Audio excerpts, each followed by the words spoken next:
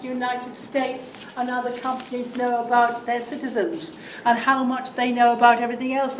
He hacked into all the computers. He's wanted in every country. Look him up. So citizens actually have some power now through technology in order to see what states are doing. And he found that there is a sort of system of international, global surveillance. They know what we're doing. If Facebook knows what we're doing, and my goodness, Facebook knows exactly. When I arrived here, hello, Mrs. Gosling, welcome to Singapore. How do they know? They know where you are. We're tracked.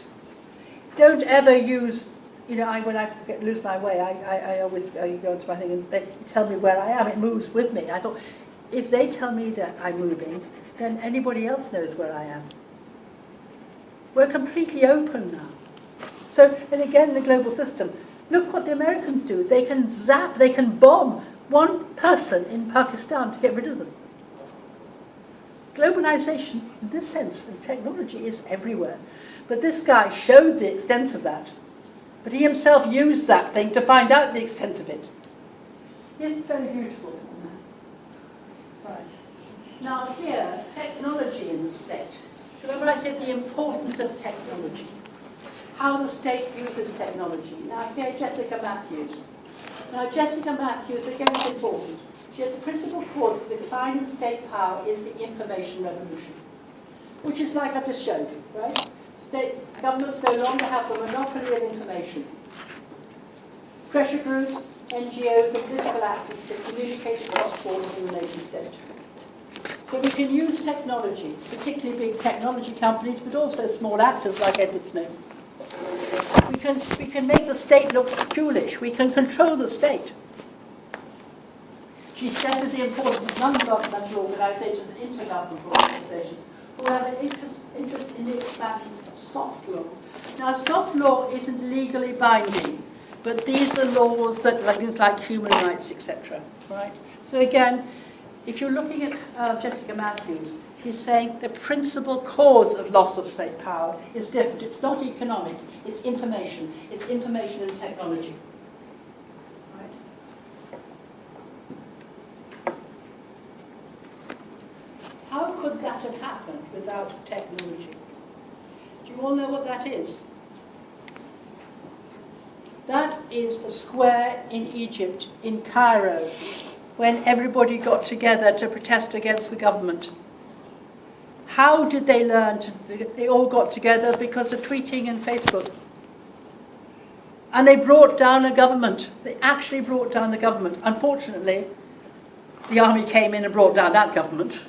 But again, the idea that governments are controlled by people who are using technology.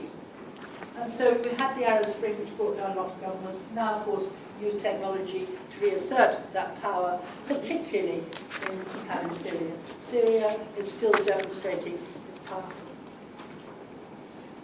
All right? So, again, we've talked about threats to the nation state. We've talked about the state is still powerful economically or not.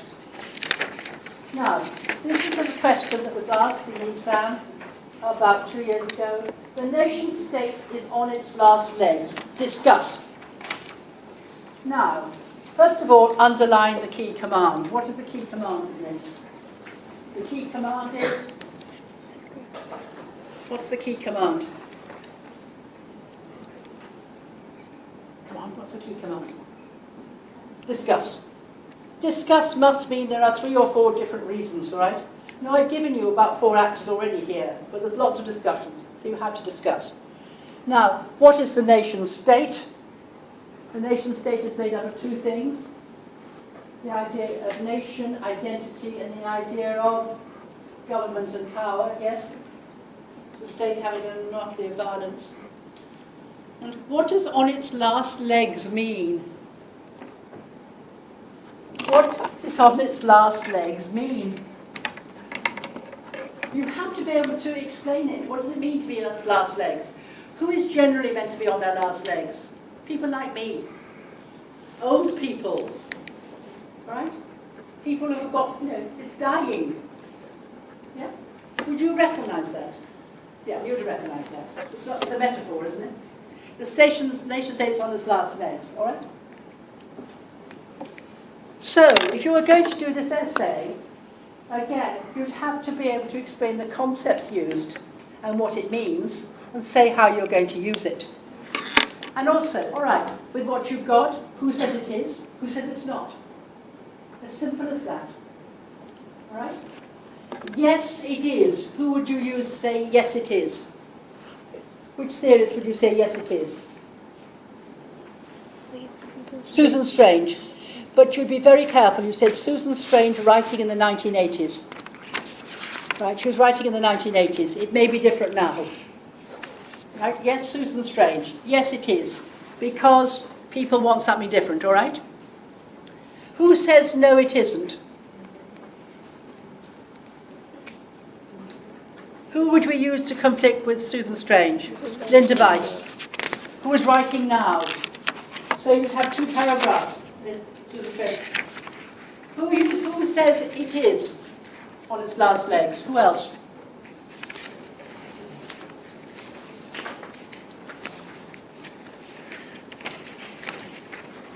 Come on.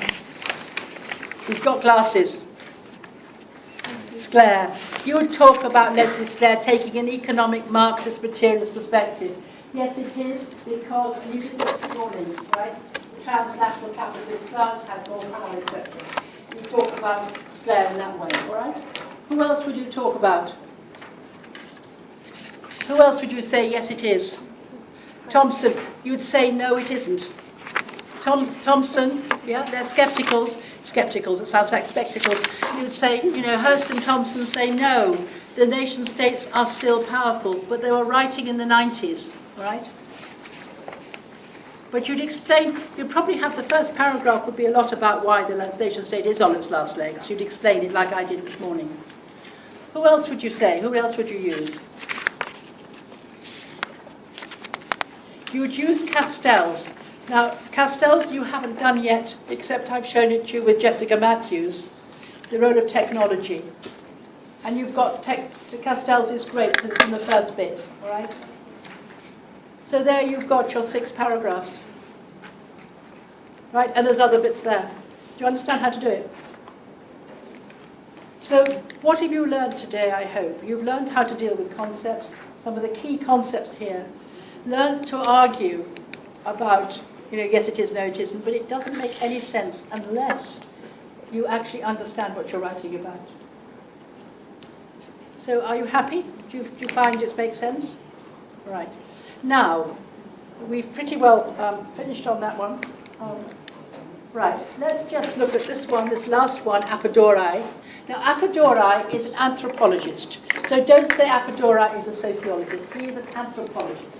He is an Indian anthropologist. And this is his to really give a nice introduction to this. The nice introduction to this essay, if you ever had to write it, the introduction would be, the nation state is on its last legs, no longer able to contain, look at the idea of contain, to contain ideas, to contain, or comprehend, understand, the profusion, the amount of diasporic public images. Now, diaspora, what's a diaspora? If I say there is an Indian diaspora, what does that mean? Diaspora? If I say there's an Indian diaspora, Indians can be found in Indonesia, Singapore, Malaysia, Thailand, Hong Kong, Australia. That is the Indian diaspora. Right? That means you have Indians in a diaspora, an area where people are all over a particular region. So here we have this idea of diaspora public image spheres. Therefore, we're not talking about country spheres, we're talking about diasporas. Right? I.e., those images that come from there, that threaten its grip on the project of modernization. Here, it threatens the grip. It means, again, this morning I talked about the Enlightenment. The Enlightenment period is over. The modernity period is over. We have so many different images now, so many different ideas Post-modernity, our identities are completely fractured. We can be whoever we want. So this idea of nationhood and necessity is gone. This idea of what it is to do things in a reasonable way is gone. The idea of society is now opaque. Who says the idea of opaqueness? Anthony Giddens. We don't know what's going on now. So now, what's he saying? Consumption is the new kind of labour which we must all endure. Consumption's become the most important. Consumption and not production. Consumption's important. We are buying things to create our identity, etc. Imagination is now central to all forms of agency. Therefore, we imagine things and we act. This morning I talked about if things are real, people perceive them as real and they act. So we act on the basis of our imagining images of this diaspora, what it is to be, and it's fractured. And it's the key component of the new global order. When you come across our Apodori, you'll come across this a lot. It's the idea that imagination, generated by technology, generated by this new way of thinking, has changed the order of things. So again, the nation state cannot understand this. It is no longer the most important actor in our ideas and values and nationhood. So you could use Apodori as well. I didn't do that too much there because I was literally concentrating on one area. But this Apodori comes in cultural globalization. Castells comes in the first chapter, so link it across.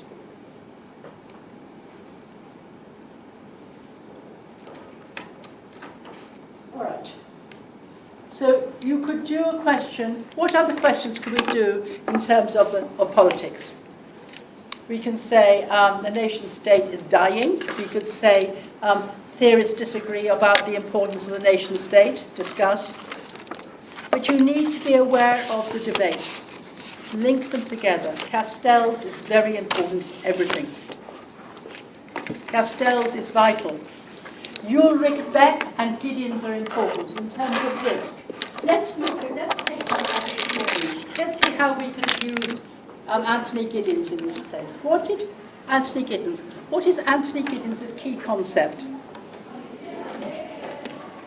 He says, we live in a risk society, like Ulrich Beck. We are aware of a risk society. The world is inherently risky. And this morning I talked a little bit about all the different risks. What do the people demand of their governments? To protect them from risk. And now they protect them from global risks. All right? So you could use that. In terms of Roland Robertson, which I didn't have time to talk about today, Roland Robertson's very important. If you've got it in front of you, Roland Robertson says, as an idealist, we don't see ourselves in terms of a nation anymore, but in terms of global consciousness. Do you remember what I called that? If it was global consciousness, it's called globalism. We define ourselves in terms of global ideas, i.e. in terms of environment, Greenpeace, saving the peace, saving the world, all right? Global issues, military issues, world peace.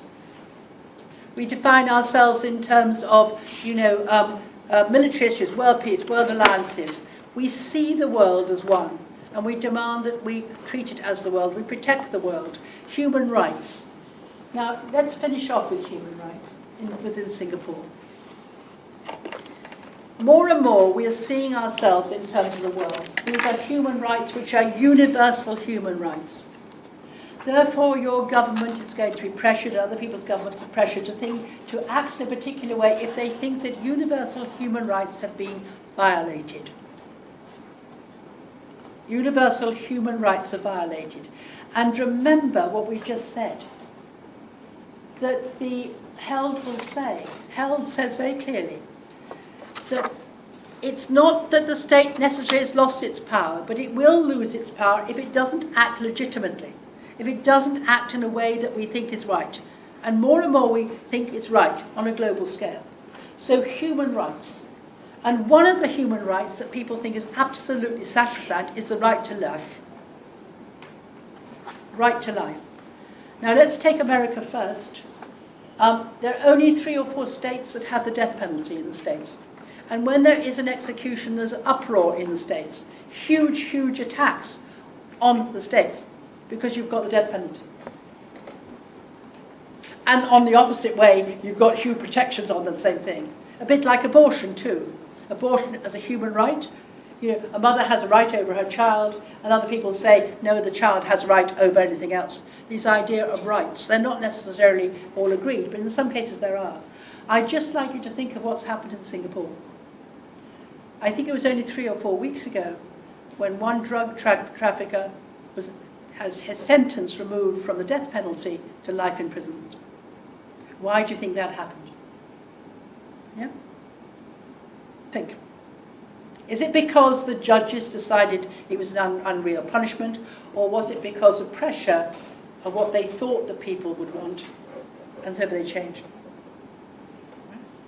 Yep. I'm not saying one way or the other. If you had a vote in the UK, you would have at least 70% of the population wanting the death penalty. Absolutely no question about it. But they'd want a lot of other things as well that are bad for them. But generally, the people in power seem to have this idea of what they know about human rights. Well, thank you very much indeed. Was that useful for you? Did you find you learned something? I hope you did. I'll see you again in March. I will be going... would you like me to do, when I do the revision, to go through how to write essays like this? Yeah, I'll do the same thing then. I won't give you more content. I will show you how to write essays with that content. Thank you very much indeed. Thank you. Thank you.